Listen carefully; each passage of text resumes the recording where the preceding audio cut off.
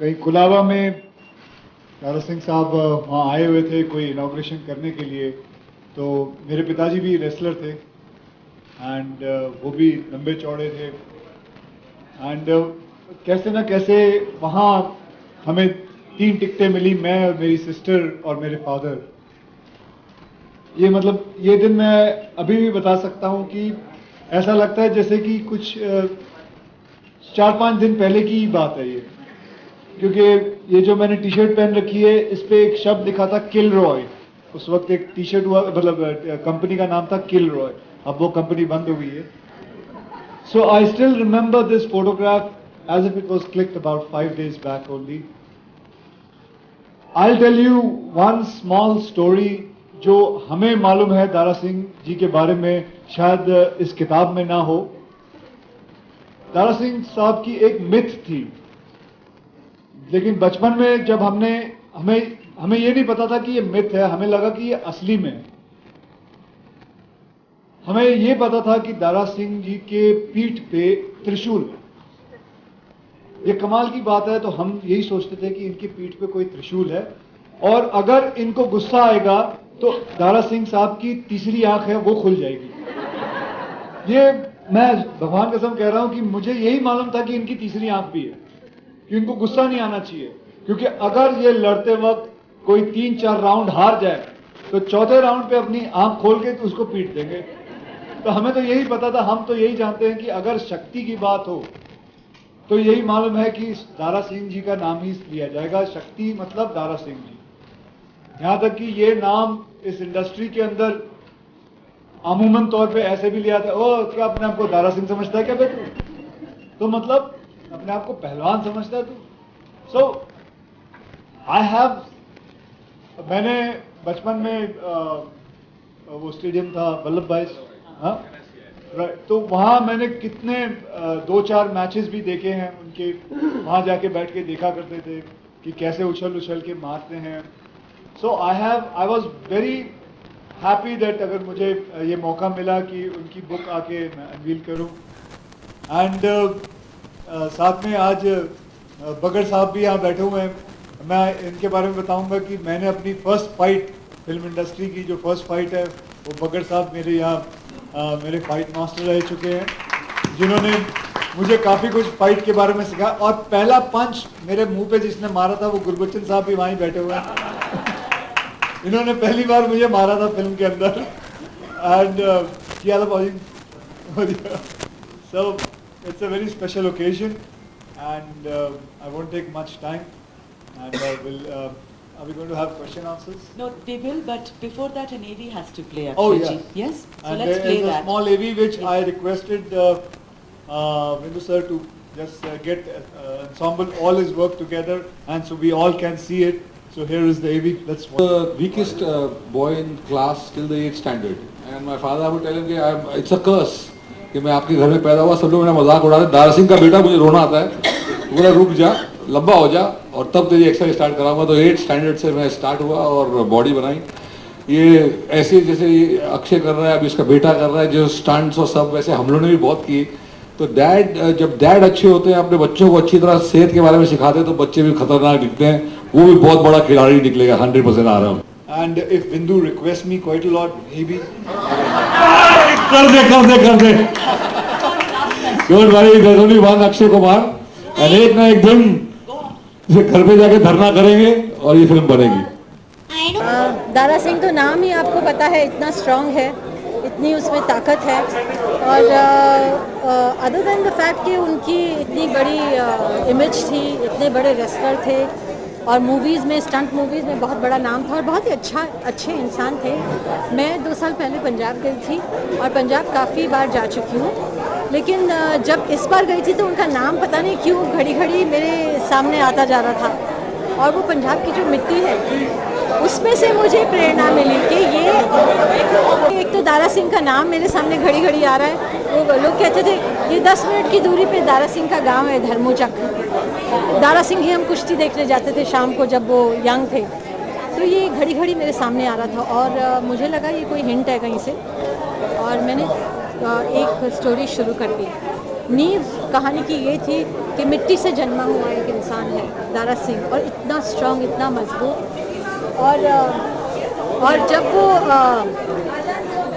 आगे भी बढ़े और इतने बड़े हो गए, वर्ल्ड चैम्पियन रुस्तम-ए-हिंद, फिल्मों में उनका स्टंट फिल्म्स थी लेकिन एकदम सुपर डुपर ब्लॉकबस्टर्स थी, तभी भी वो अपने देश की धरती को नहीं भूले। उनका यही था कि मुझे ग्राउंडेड रहना है। ग्राउंडेड अभी कैसे कहते हैं हिंदी में, कि मतलब ऊपर उड़ूंगा लेकिन ज़मीन पे मेरे पैर ज़मीन पे ही रहेंगे। और उनका एक स्माइल था हमेशा उनके मुंह पे। इनफैक्ट जब वो गुजर गए, मुझे उनकी वाइफ ने, मिसेस सुरजीत कौर रंधावा ने बताया, सुरजीत दारा सिंह रंधावा ने बताया कि उनके मुंह पे, फेस पे तभी भी एक स्माइल थी जब वो गुजर गए। तो ही वॉज अ चैम्पियन। जैसे मैंने कहा पहले भी कि वो विनर तो थे हमेशा, ना कि सिर्फ उनकी मेहनत की वजह से, पर उनकी वो एक भक्ति थी, और ना ही उनके बल की वजह से, लेकिन उनकी शक्ति भी थी एक उनमें। वो दारा सिंह थे। आज के इस अवसर पर आप क्या कहना चाहते हैं? मुझे बहुत खुशी है कि मैं इसका हिस्सा बना दारा जी की बुक लॉन्च का, क्योंकि मैं दारा जी को पर्सनली बहुत अच्छी तरह से जानता हूँ, उनके पूरे परिवार को अच्छी तरह से जानता हूँ। मेरी दारा जी से मुलाकात सबसे पहले हुई थी जब मैं ऑलमोस्ट मेरे कैरियर की शुरुआत हुई थी। फिल्म का नाम था जैकी श्रॉफ के साथ वो फिल्म थी, नाम भूल रहा हूँ देखो अपनी फिल्म का, उसमें दारा जी थे, राम शस्त्र। तो दारा जी की उस वक्त इतनी, एक तो हमने बचपन से सुना हुआ दारा जी के बारे में, उनकी कई बार, जब मैं जम्मू का रहने वाला हूँ, वहाँ हम लोग उनकी कुश्ती देखने के लिए भी गए, वो सब चीज़ें। और मैं उनके सामने बैठा हूँ बहुत ही प्यार से। मैं उन जैसा आदमी मतलब इतना ठंडे दिमाग का आदमी मैंने नहीं देखा। अच्छा से बात करते थे, सब कुछ अच्छा था। फिर उस बाद में मैंने उनके साथ पंजाबी फिल्म भी की। तो मुझे बेहद खुशी है कि ऐसे इंसान की जो कहानी है वो लोगों तक ज़रूर पहुंचनी चाहिए, क्योंकि दारा जी की कहानी सिर्फ एक कहानी नहीं है कि कोई भी आदमी पढ़ ले उसको। दारा जी की कहानी जो है, दारा जी एक शब्द ऐसा है जो लोगों के लिए एक मिसाल बना हुआ है। मतलब क्या तो अपने आप को दारा सिंह समझता है? अरे सब दारा सिंह नहीं बन सकते बेटा, दारा सिंह बन जिंदगी में। ये सब जो चीज़ें हैं, ये अचीवमेंट बहुत बड़ी है। तो मुझे इस बात की खुशी है कि ऐसा इंसान जो फैंटम जैसे इंग्लिश बच्चों के दिमाग में उस तरह के करैक्टर हैं, तो हमारे हिंदुस्तान में दारा सिंह जी से बड़ा नाम नहीं था। तो मुझे बेहद खुशी है कि इन्होंने ये डिसीजन लिया कि इनके ऊपर बुक आनी चाहिए थी, और बुक आई है। ये खुशी की बात है। मैं चाहता हूँ कि जितने भी आज के यंग नौजवान बच्चे हैं वो ज़रूर इस किताब को पढ़ें, और उन्हें ज़रूर कुछ ना कुछ सीखने को मिलेगा। ये जो बुक्स है वो इंग्लिश में है और वो जन जन तक नहीं पहुँच पाएगी, तो आपको नहीं लगता कि दारा सिंह साहब को चैप्टर होना चाहिए, बच्चे उनको पढ़े आधार पाठ्यक्रम में? आप देखिए, अगर एज ए सब्जेक्ट की बात कर रहे हैं स्कूलों में, हाँ, तो मुझे क्यों नहीं। अगर सिकंदर एक ऐसे इंसान थे जिन्होंने बहुत सारी चीज़ें फतेह की हिंदुस्तान में आके, बाबर एक ऐसे इंसान थे, ऐसा इंसान था जिसने अपने पंजाब शहर से निकल के इतनी मेहनत की, उस इंसान ने, वो कहाँ तक पहुँचे, जबकि उस वक्त बहुत सारी चीज़ें अवेलेबल नहीं होती थी। आप अकेले ही निकले हैं मंजिल, अकेले निकले हैं। आजकल तो बहुत सारी चीज़ें अवेलेबल हैं, कहाँ से क्या मिल सकता है, क्या हो सकता है, किसकी सपोर्ट ली जा सकती है। उस वक्त ऐसा कुछ नहीं था। सिर्फ उस वक्त का जो माहौल था, जो उनके कोचिज़ रहे होंगे, उन्होंने जो सिखाया, और कहाँ से बाहरी दुनिया में जाके भी अपना नाम कमाया, तो ये कमाल की बात है। ऑफ कोर्स यस, उनका कोई चैप्टर, अगर नादिर शाह का चैप्टर आ सकता है कि जो इतना बड़ा, जिन्होंने बहुत ही क्राइम किए हैं उनके अपने लाइफ जीवन में, तो क्यों नहीं दारा जी का एक चैप्टर आए जिसमें दारा जी के अचीवमेंट के बारे में बताया जाए। और मुझे पूरा विश्वास है कि यंग जनरेशन उसे पसंद करेगी। एक आखिरी प्रश्न है कि इस दुनिया में एक ही दारा सिंह है, दूसरे दारा सिंह पैदा क्यों नहीं हुए? देखिए, ये जो अचीवमेंट होती है ना, जैसा दारा सिंह जी ने की है, इस तरह का आदमी आपको मिलेगा भी नहीं। यस, उसके बदले में बहुत से लोग आएंगे, बहुत से रेसलर आएंगे, लेकिन हम क्यों किसी को दारा सिंह जी के साथ मैच करें? दारा सिंह जी ने एक पोजीशन बनाई है, वो पोजीशन हमेशा रहेगी। हमें हमेशा माइलस्टोनों की ज़रूरत पड़ती है। हम उन्हीं को देख के आगे बढ़ते हैं, उन्हीं को देख के हम सीखते हैं। तो दारा सिंह जी एक माइलस्टोन रहेंगे सब रेसलर्स के लिए और आम दुनिया के लिए जो हेल्थ को मानते हैं। तो और भी लोग अच्छे निकलेंगे जो नाम करेंगे। आज हमने देखा हमारी ओलंपिक्स में रेसलर जो है उन्होंने बड़ा अच्छा काम किया है। तो मैं ये मानता हूँ कि दारा सिंह जी रहेंगे और आने वाली जनरेशन उनसे कुछ ना कुछ सीखती रहेगी और वो नाम वो शौर्य पाने की कोशिश करेगी मेहनत और लगन से।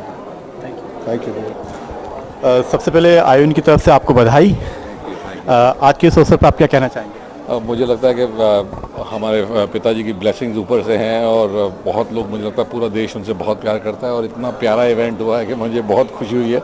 अब ये बुक सबके हाथों में जाए, लोग पढ़ें और इससे थोड़ी इंस्पायर हों। और जब हम अब फिल्म का तो आपने देख ही लिया कि होने वाला है काम, तो वो फिल्म हमने ऑलरेडी प्रोड्यूसर्स तो फिक्स हैं।